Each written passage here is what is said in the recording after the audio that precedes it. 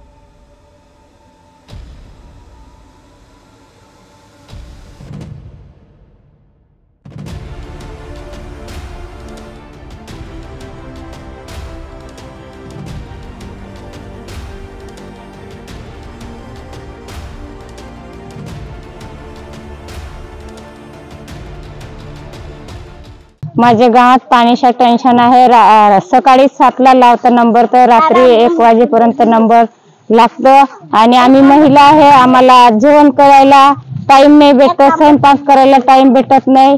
मग आम्हाला कुठं जेवण करू, कुठं पाणी भेटेल, कुठं गुरांना पाणी आणू, कुठं शेळ्यांना आणू असं आम्हाला वाटतं। आम्हाला पाण्याची टेन्शन एवढे आहे, आम्हाला हे तरी काहीतरी सरकारांनी करावं पाहिजे।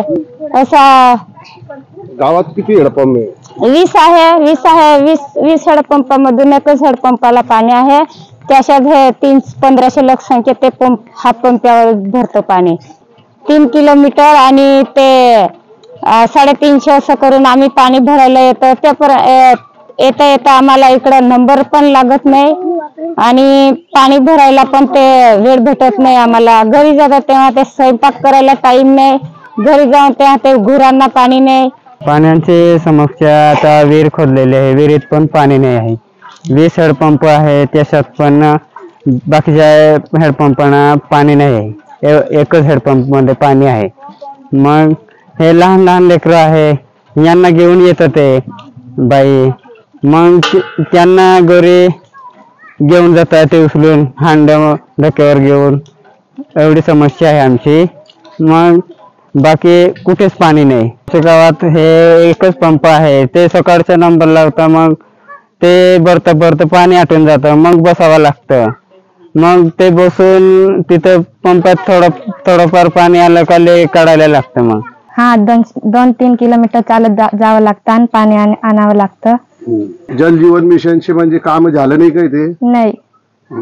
मग तुम्ही काय सरकारला काय तुमची विनंती आहे का?